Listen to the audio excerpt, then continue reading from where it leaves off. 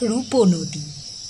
দূর পাহাড়ের কোল থেকে নেমে কলকল খলকল করে কথা বলতে বলতে বয়ে চলেছে ঘন জঙ্গলের পাশ কাটিয়ে গায়ের পথে। সেই রূপো নদীর ধারে এক গাছ, তাতে বাসা বেঁধেছে এক পেঁচা। পেঁচা হলেও ভুতুম নয় সে মোটেই।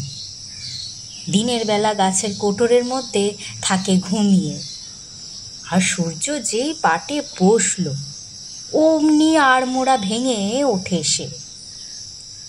একটু একটু করে রাত নামে, পেঁচাও ডানা মেলে আকাশে। এদিক ওদিক ঘুরে জোগাড় করে খাবার। গাছের ডালে বসে বেশ আয়েশ করে খেতে থাকে তা। ততক্ষণে আবার চাঁদ ওঠে আকাশে। রূপো নদীও চকচক করে আরো। পাহাড়ের কোল থেকে নেমে আসে মস্ত সুরালা এক হাতি। হাতির সঙ্গে পেঁচার ভারী ভাব। নদীর জলে গা ভাসিয়ে বসে থাকে হাতি, আর গাছের ডালে দোল খেতে খেতে পেঁচা গল্প করে হাতির সঙ্গে। সে কত রাজ্যের গল্প, গল্পে গল্পেই তাদের রাত কেটে যায়। একসময় পূব আকাশে সূর্যি মামা উঁকি মারে একটু একটু করে। পেঁচা আবার ঢুকে পড়ে তার কোটরে, হাতিও চলে যায় বনে। নদীর পাড়ে গাছ, স্রোতের টানে মাটি যায় ধুয়ে, আলগা হয়ে চাষে শিকড়। তারপর একদিন হুড় মুড়িয়ে পড়ে সে গাছ নদীর জলে। গাছের ডালে পেঁচা ঘর হারানোর ব্যথায় কাঁদে। এমন সময় আসে হাতি, সুর তুলে বলে, হয়েছে কি, কাঁদছ কেন? পেঁচা বলে, গাছ পড়ে গেছে যে, আমি থাকবো কোথায়? কেন, অন্য কোনো গাছে। কিন্তু এই গাছটাই যে ছিল ভালো, তুমি তোমার সুর দিয়ে ঠেলে দাঁড় করিয়ে দাও না গাছটাকে।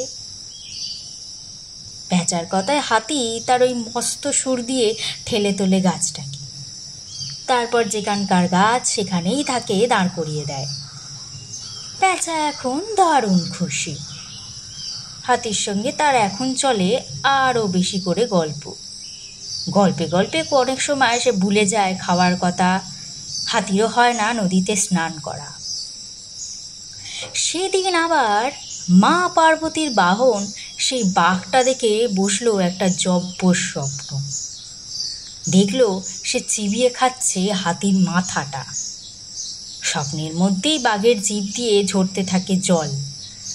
ঘুমও ভেঙে যায় তার। ঘুম ভেঙে চোখে আবার সে ভাবে, আহা, যদি সত্যি হতো স্বপ্নটা, তাহলে হতো বেশ। স্বপ্নের কথা ভেবে শিরদাঁড়া সোজা করে বার দুই ডন বৈঠক দিয়ে নেয় বাঘটা। তারপর বাবা মহাদেবকে শোনায় স্বপ্নের কথা। বলে, আচ্ছা, স্বপ্নের ব্যাপারটা কি সত্যি হতে পারে না? কেন পারে না? হাতির মাথাটা থাবা মেরে খেয়ে নিলেই হয়। কথাটা শুনে ফুর্তি আর ধরে না বাঘের।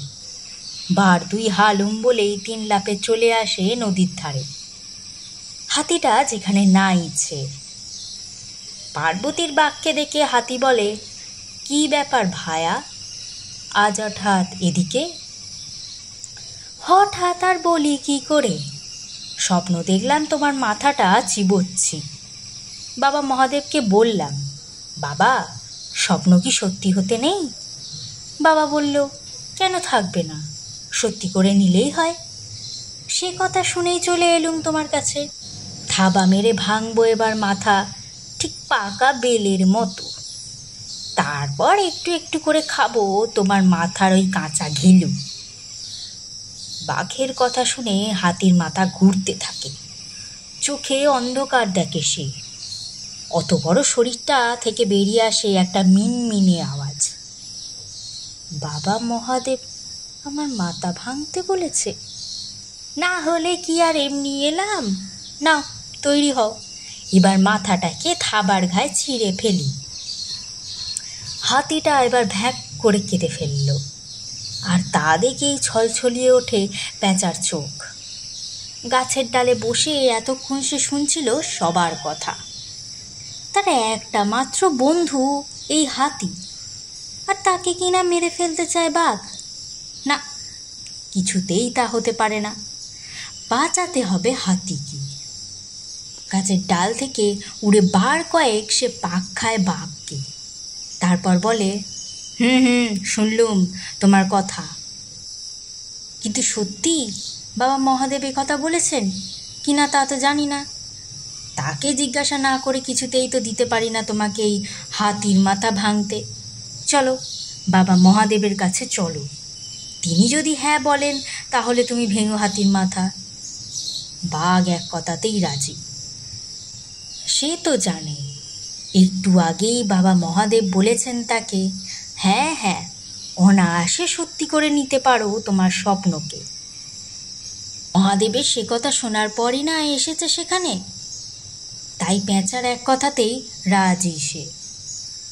বাঘ, হাতি আর পেঁচা বন থেকে তিনজনে রওনা হলো মহাদেবের প্রাসাদের দিকে। তিনজনে একসঙ্গে রওনা হলে হবে কি, তিনজনে তো চলেছে তিন চালে।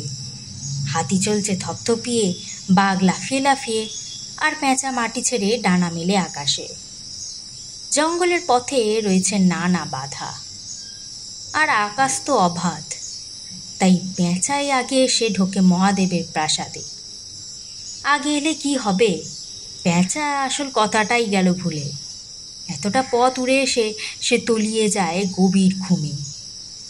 বাবা মহাদেব এবার পেঁচাকে প্রায় ধমকে বলে ওঠেন, এই হচ্ছেটা কি, এসেই যে ঘুমোচ্ছ বড়, বলি চাও কি?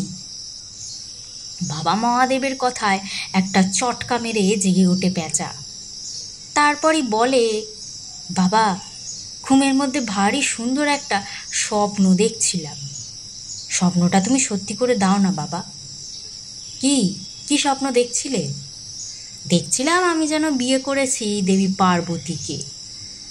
বাবা, আমার স্বপ্নটা কি সত্যি হতে পারে না? ধ্যাৎ, কি যাতা বলছো? বাবা মহাদেব এবারে তেড়ে আসেন। তাছাড়া স্বপ্ন হলো স্বপ্ন, স্বপ্ন কি কখনো সত্যি হয় নাকি? মুখ কাঁচুমাচু করে পেঁচা বলে, স্বপ্ন তাহলে সত্যি হয় না? না, স্বপ্নে যা দেখা যায় সত্যি তা করা যায় না। তাহলে এক কথা বারবার বলছো কেন? বলছি তো যায় না।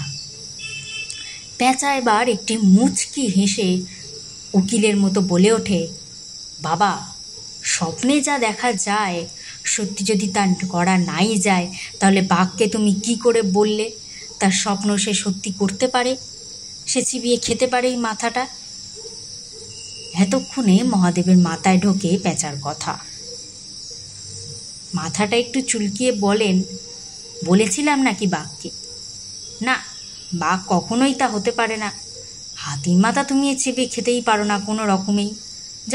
যাও এবার সব। হাতি আর পেঁচা ভক্তি ভরে প্রণাম করে মহাদেবকে। বাঘও করে, তবে বেজার মুখে। হাতির পিঠে চড়ে বসে পেঁচা। তারপর হাসতে হাসতে তারা দুজনে চলে যায় সেই রূপ নদীর ধারে গাছটার দিকে। আর বাঘটা তার অমন সুন্দর ভোজটা মাঠে মারা গেল দেখে গো গো করতে করতে রওনা হয় বনের উল্টো দিকে নতুন খাবারের খোঁজে।